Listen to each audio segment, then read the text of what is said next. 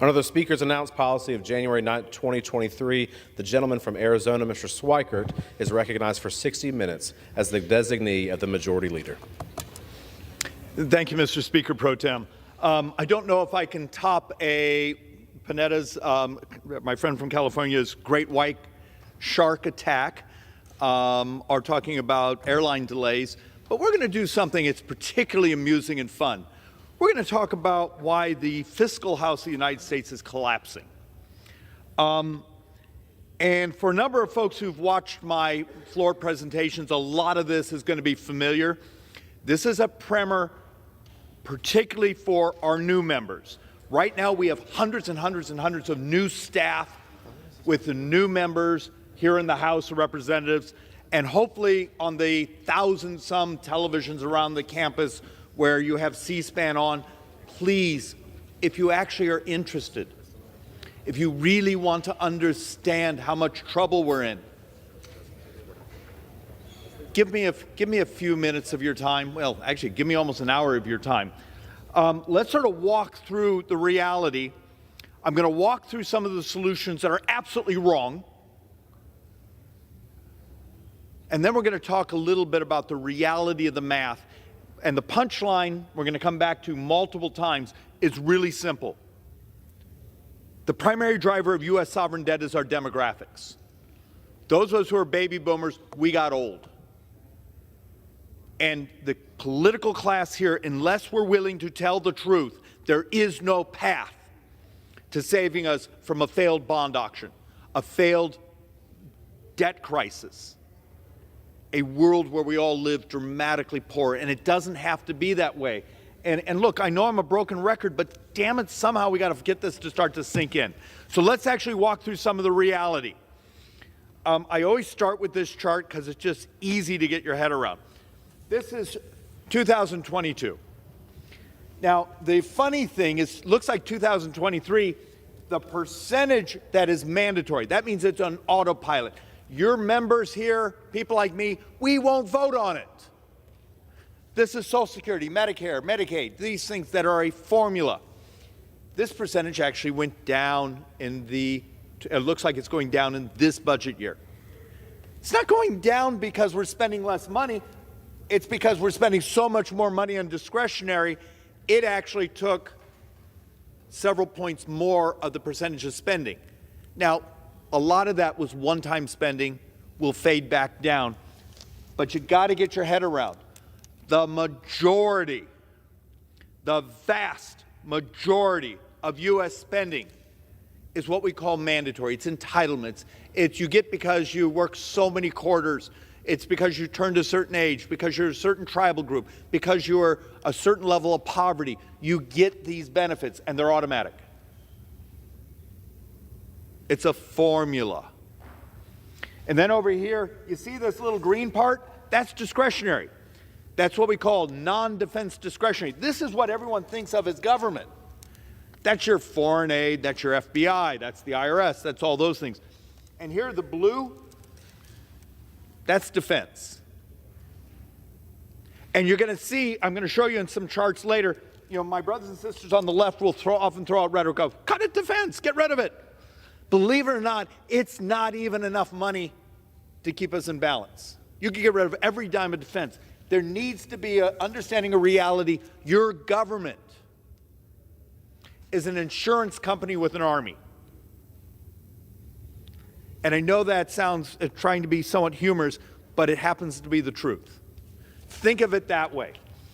So what's the primary drive if I came to you right now and said, you're a new member of Congress.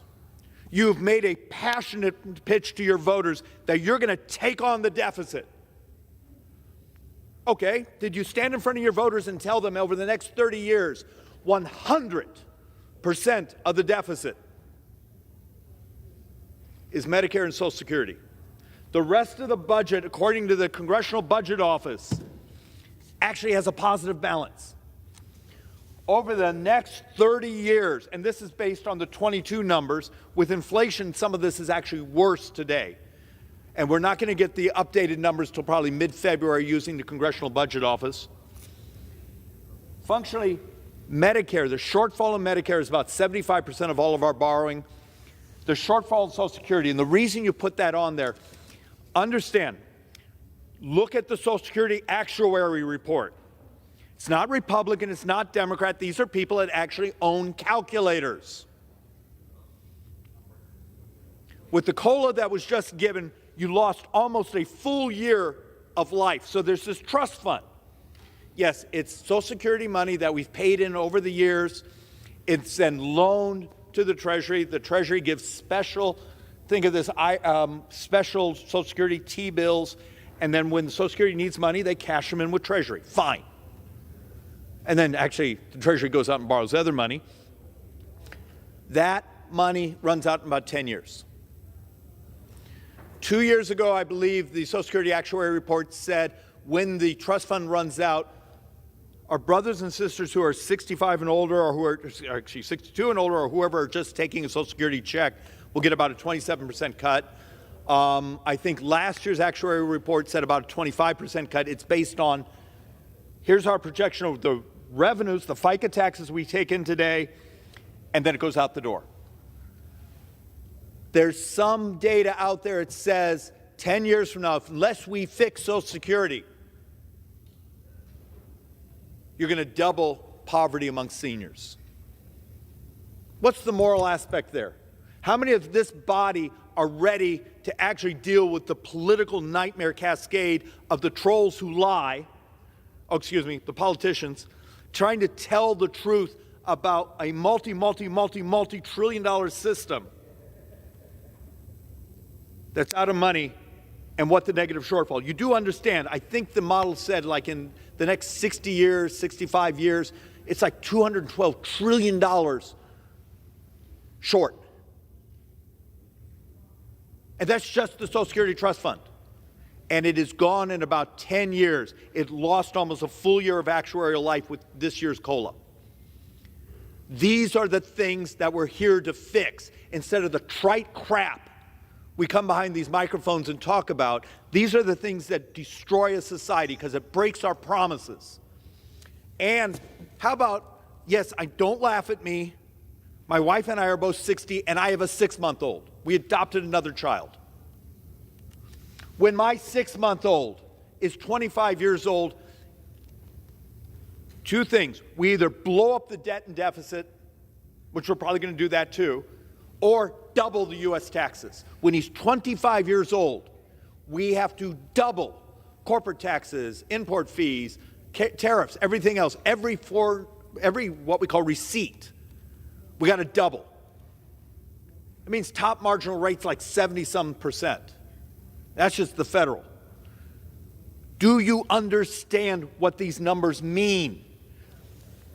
This was based that we have $114 trillion of borrowing in today's dollars. And these calcs were done before this inflationary cycle. This is what takes down a republic. How serious is this body really about telling the truth about the math? So let's actually walk through the fragility. And once again, I'm doing this substantially for the new members and the new staff here to understand what reality is.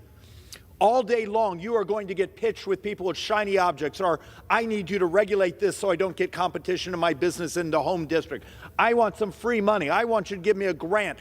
We get this inbound all day long. We get the crazy conspiracy theory that has nothing to do with reality, and that consumes our time instead of thinking about this math and coming up with actual solutions. And we've come to this floor over and over and over with solutions. Except it seems to terrify our brothers and sisters here because it means A, telling the truth about the math, and then it means we got to do things really differently. You got to legalize technology. You got to legalize the disruption because it's not about changing who pays.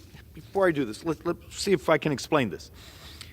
For my fans on the left who love Obamacare, the ACA, understand it's a financing bill. It just moves the money around.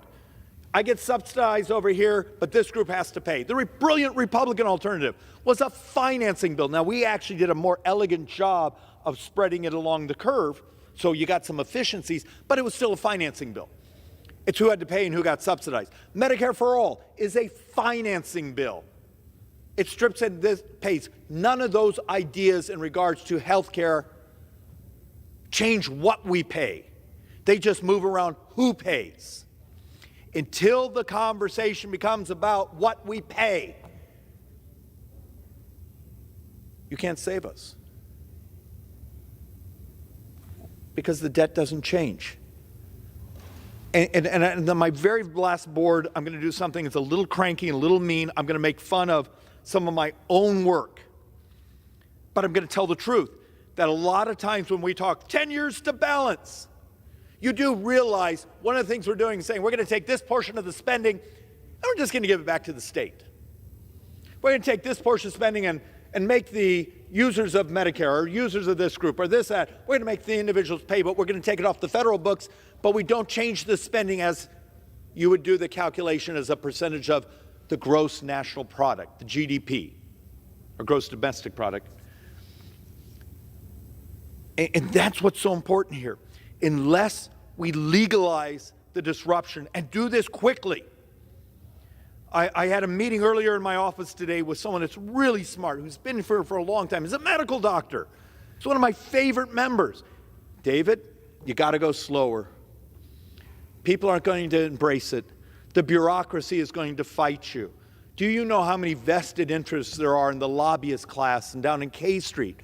Boy, we're watching the numbers erode. I'm going to show you a slide here that structurally, 10 years from now, we may have a structural $2 trillion a year deficit.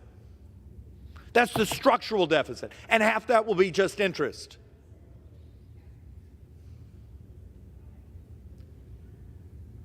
Is this body ready to tell the truth about the math? Because the math will always win. And one of the other things that terrifies me here is we're not telling the truth about the fragility of interest rates. Take a look, and I'm going to do 2 or 3 slides here, but you start to look what happens if interest rates are up. So rising interest rates could push up the national debt towards 300%. So get this. If the mean interest is 3 points over what CBO projected last year, which, believe it or not, is actually closer to the mean of interest we had paid over the last 30 years. So if we go back to what was normal for the last 30 years, you're at 345% of debt to GDP. It's all gone. If you care about the poor, there's no more money for them. You care about defense, there's no more money. We're basically, every dime is just covering interest. Government is gone. The fantasy that goes on around here of let's talk about shiny objects but avoid the real crisis ahead of us. And I'm going to show a bunch of slides that the Democrats' proposals of raising taxes doesn't work, and a bunch of the Republican ideas of let's get rid of waste and fraud, we'll get rid of foreign aid. Do you realize every dime of foreign aid covers about 12 days of borrowing? Last year we borrowed $43,600 a second. And how much of the conversation here is about my little Matthew, who's 6 months old? What's his future like? Does anyone here give a damn about your kids, your grandkids, your own retirement? This is everything. This will take us down. Will this body take it seriously? And you start to look at the charts. This is where we're at right now. Understand, the CBO model is now starting to look at that 10 years from now, 2032. That may seem like forever, but it's 10 years. What were you doing 10 years ago? Do you remember? Wasn't that long ago. We're heading towards a structural cost just of $1 trillion just on interest. Just the interest cost. Now add on another $1 trillion in spending. And remember, in that 10 years, just Medicare and its portion of Medicaid go up $1.1 trillion. The total budget 10 years from now goes up, I think, just a little less than the CBO model from a year ago was about $2 trillion. We're spending more. we take in about $500 billion more plus on new tax receipts. It basically means you're heading towards a structural deficit, close to $2 trillion a year. And that's the baseline. Now, how many of you ran for office here and said, I'm going to balance the budget? Okay. Your structural deficit 10 years from now is $2 trillion. What are you about to do? I'm just going to move it to the states and let them pay for it. I'm going to play a shell game. I'm going to tell my voters it's wasted. I'm going to tell my voters I need to tax businesses more. We got old. I'm sorry. But go back to that second slide. Every dime of the borrowing for the next 30 years is 3/4 Medicare, 1/4 Social Security. And and you look at the comments that will be on the video of this, and people say, oh, that's not true. Get rid of Ukraine. Fine. Strip it. But you just got rid of 12 days, 14 days of borrowing. There's this lack of ability to do math here. But I'm glad everyone gets their feelings satiated. And you got to understand, this is the baseline we're at right now. The baseline. 30 years from now, half of all tax receipts go just to interest. And in Ways and Means, we call it tax receipts, tax revenues, whatever you want to call it. Half of it. And there's a model out there that if we're 2 points higher than the CBO model, in 30 years, it actually comes in closer to 25 years, all receipts, if we kept the same tax code, so all the things expire, all the tax reforms, we go back to the bad old days, and we have 2 point higher interest rates. So that's still lower than the previous 30-year mean. 2 points. Every dime of tax receipts in about 25, 28 years, every dime goes just to cover interest. There's no more government. We're nothing more than a bond house paying out interest. Does anyone here understand this? Doesn't this make anyone nervous? Am I the only idiot getting up here and trying to point out, saying this is going to fall off the cliff? Does anyone else care? This is the stuff that's real. But we're going to have a great conversation of virtue signaling probably over the next couple weeks. And the math is out there for everyone. Anyone that's watching, just go to OMB, CBO. I mean, some of the other groups that give a darn about the debt. It's all over the charts. You can get emails every single day talking about what's happening in the differentials. And we all ignore it because it's really, really uncomfortable to go home and stand in front of an audience of your voters and tell them the truth, because we've lied to them for so long. And you start to look at federal government has a spending problem. Now, this may not look like a lot, but you start to look at average tax receipts. And I have 2 or 3 slides that if you ever want to argue this, and I've done this with leftist groups trying to show when we raise taxes, when we lower taxes, we always get within a certain band of about 18 to 20% of tax receipts in as part of the size of the economy. There's just a sort of like law of physics in taxes. You raise taxes really high, the economy and growth slows down, you get 18 to 20% of GDP in taxes. You lower taxes, economy grows, you get about 18 to 20% in taxes to GDP. It's just about 100 years worth of data. Okay? You know, I mean, it is what it is. But what's happening is our spending. Okay, you see this huge spike there. That's COVID. We went to crazy town. It became an excuse to fund every dream, every group that ever, you were trying to buy to vote for you, fine. But then you go back to our baseline, and that baseline grows and grows and grows. You got to understand that spending here, in just about 10 years, the spending crosses about 25% of the entire economy. Yet our best model is we might be getting 18, 19% of the economy in taxes. That differential, year after year after year after year, buries us.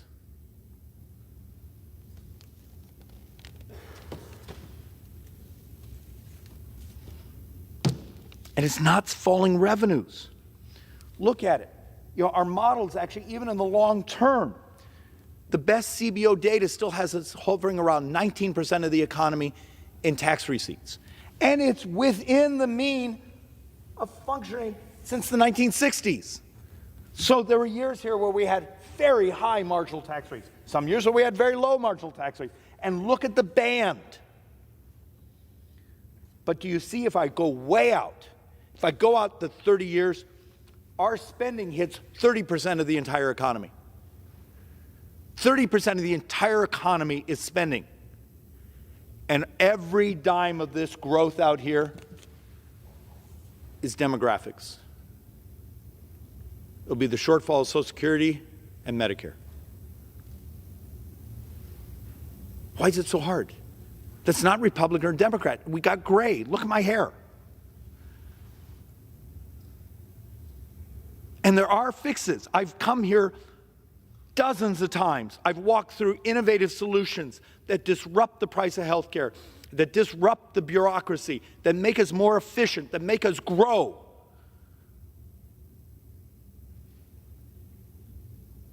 And we ignore them because it turns out complex problems require complex solutions, and it's not one magic bullet. Oh, sorry, am I allowed to say bullet? But it's not one magic solution. It turns out you've got to do a dozen things, and you've got to do them all at once. And yes, you've got to fix immigration down to you got to legalize technology, to you got to change the way bureaucracies work. So bureaucracies start using these supercomputers to collect data instead of making you fill out paperwork. There are solutions out there. But damn it, this place needs to get rid of its 1990s solution and join this century.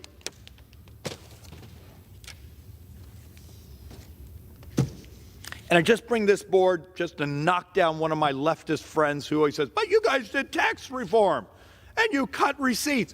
We're taking in $1 trillion more a year today than we did the year after tax reform. It's spending. $1 trillion more today. So that's like a 25% growth in receipts and revenues and tax receipts post-tax reform within functionally 4 years. Don't tell me it's the tax reform, because the tax reform grew the size of the economy. And do you remember what it did to the Social Security Trust Fund? It actually saved us for a couple of years because there were so many people working. And that growth, could you imagine if we hadn't had the tax reform when we hit the pandemic? Could you imagine if we hadn't had that healthy economy, what the numbers would have looked like? And I'm sorry, I know this is repetitive, but there's a reason saying it over and over and over, because I'm trying to break through to people who've never really thought about the truth of the math. Eliminating every dime of defense on the long term does nothing. Think about that. So here's defense. Defense is going to be sitting around 2.7% of GDP. And we're heading towards a time where just Social Security and the health care entitlements out here are over 15% of the size of the economy. So defense is under 3% of the size of the economy. Just Social Security and the health care entitlements are over 15. Does anyone see the issue? But yet, I will have my brothers and sisters on the left, it's defense, we need to cut it. Fine, it doesn't do anything. The scale of the dollars are so out of control, we gotta stop living in a fantasy world. I know it's good politics. I know it's good virtue signaling. You get your reporters and your constituents at home go, yay, that's true. None of them own a calculator. Or if they do, there's no batteries in it.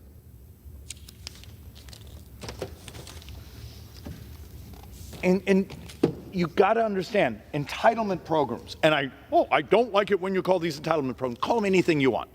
Call them mandatory spending, calling them earned benefits. They are earned benefits, and it's a societal promise. I don't give a damn what you call them. It's still about the spending. You need to take a look at what's driving. Over here is the growth over those years. Defense, just Social Security, other mandatory, Medicare, all these, the growth in these mandatories here. How many members here are bold enough to tell the truth? Because when you tell the truth on this stuff, you get attacked ads, you get groups that raise money, lie about it, beat the crap out of you if you're a member of Congress. I can't talk about that, David. In that case, you can't actually talk about the debt and deficits.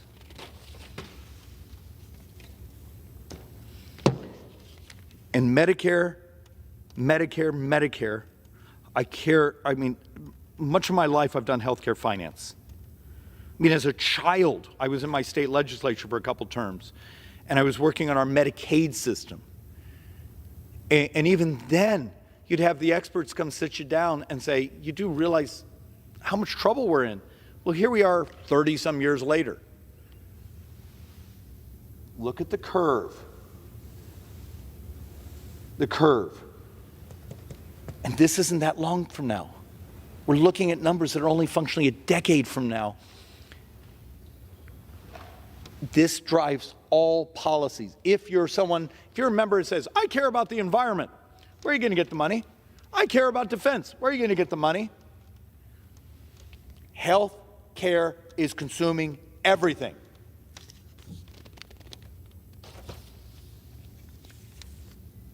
And look, I believe CBO in a couple weeks is going to update these numbers, and they're going to look much uglier. We have some back-of-the-napkin math we've done with the Joint Economic Committee, but I used the last year's CBO number for this chart. So here's my point once again.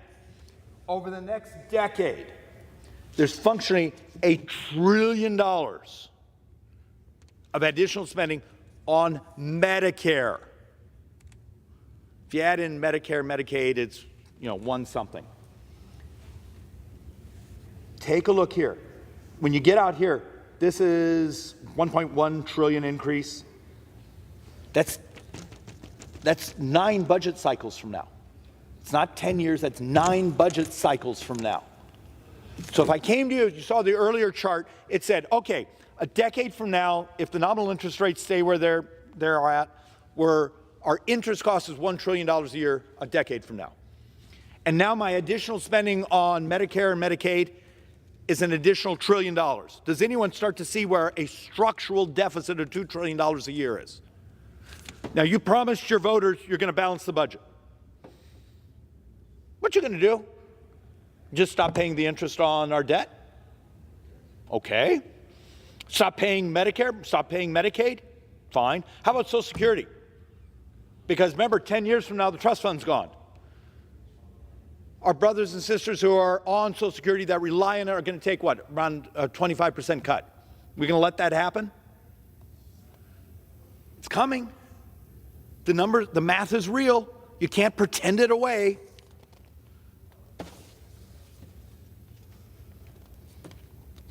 And you start to look at some of the lunacy that we get from our friends on the left. Well, let's just tax more. Even 100% tax rate on small businesses and upper income families. You can't even come close. You can't. So take all their money and just assume that you live in some magic fantasy world where everyone keeps working. Where the small, just let's live in fantasy. This is what you get. My spending in 30 years my borrowing is about 12.4% of GDP.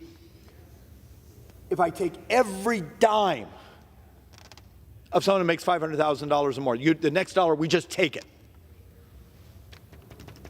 You get about 5% of GDP, and that's pretending people would keep working. The math is the math, and we need to stop lying.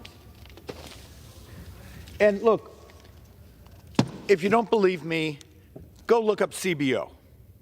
Go to Brian Riddell, Manhattan Institute. He does a beautiful job of taking ONB data, CBO data,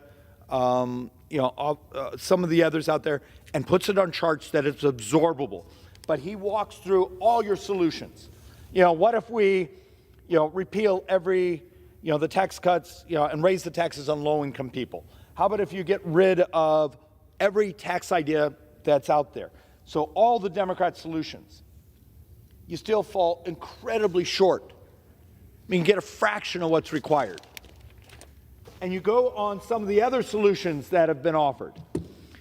No easy pay-fors for Social Security, Medicare programs. Everything falls short. So I need more than 6% of GDP, and if I take almost every solution, I only pick up a fraction of that. The math is the math, and the math will win. And now here's the point where I'm going to make some of my own friends on my side a little cranky. I'm going to tell the truth. Many of the solutions we run around here and tout, we're going to balance in 7 years. We're going to balance in 10 years. Do you understand the fraud? We say, well, we're going to cut Medicare, okay? We're going to shift it to the individual. We're going to do this. We're going to take Medicaid, and we're just going to cut our spending because we handed it back to the states. They're shell gaming the math. They're not willing to actually tell the system, we're going to legalize technology. The thing you can blow, this exists today, the thing that looks like a large kazoo, you can blow into it. It tells you have a virus, bangs off your phone to know you're not allergic to a certain antiviral, and orders your antivirals. Allowing that algorithm, that technology, to write a prescription. You can't do that. Why? You know anyone with a diabetic pump? All day long, that algorithm is prescribing to them. We got to get this out, because if you can't have that type of technology disruption, my other is a much grander theory. 5% of our brothers and sisters who have multiple chronic conditions are over half of our healthcare spending. We are on the time of miracles where we're seeing cures. We as a body need to basically do an Operation Warp Speed as a way to save ourselves from our own crushing debt. Bring those cures. If it's true that a San Diego company, which has just gotten bought up, was working with CRISPR, has now cured about 6 people of type 1 diabetes. And we're trying to bring out one of their researchers to come talk to us in February. If it's true, if there's just the slightest opening of a door, that there's a path there. Now, I know that's type 1. I know type 2 is often, we have our health issues, what we do in our farm bill here, the fact that so much of our society has become almost self-destructive with obesity. And yes, I may have just hurt your feelings, but damn it, when government has to pay 70% of all healthcare costs, we actually as a society should care. When I represent the population with probably the second highest per capita diabetes in the world, one of my tribal communities in Arizona, when I meet people who are blind on that community, who have lost parts of their feet, is that compassion? So what would happen if we could marry up legalizing the technology that will make your life easier and more convenient, make you healthier? And yes, it does mean you don't walk into the urgent care center because you have a breath biopsy in your home medicine cabinet. Legalize the technology, and then we push as hard as we can that if we're in the age of miracles, cure, cure, cure, because that's more moral and compassionate. And damn it, it has an amazing effect on U.S. debt. Remember how many times I showed you? 31% of all Medicare spending is related to diabetes. What would happen if you could cut half of that? And yes, it's lifestyle. Yes, it's what people eat. Yes, it's exercise. Yes, it's those things. But at some point also, what would happen if we can get people, give them back islet cells that produce insulin again? We found a way to cure hep C. Remember when we were getting this body, when I first got here, was getting ready to try to figure out to have hundreds of thousands of people get liver transplants. And it was going to bankrupt Medicaid systems all over the country. And then someone came up with a hep C cure. And it was really expensive. And we bitched about the cost of it, except for the fact it cured them. And like 7 months later, there was a second drug that crashed the price. Was that moral? Of course it was. Was it really good economics? Was it just compassion? Yes. I need this to become part of our lexicon, that the solution is disruption through technology, optionality, but it's also the morality of we need to push those cures out because it's really good economics. Instead of giving lists of things of, here's how we're going to cut the debt and deficit, we're just going to shift it to someone else to spend.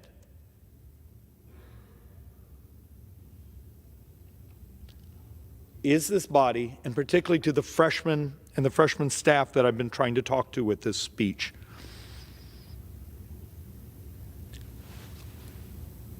this will be the most important stuff you deal with in your time here. It's not the shiny object that may get you on Fox News tonight. It's not the shiny object that gets you applauded when you go into your town hall meeting. Oh, we did this. This stuff is hard. It's complicated. You are going to be lobbied like a war. They're going to spend money in your district beating the crap out of you because you're taking away their money.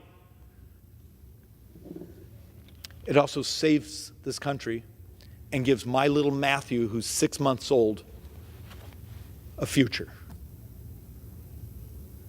And that's the morality. And with that, I yield back. All right, cool, guys. So, I have created another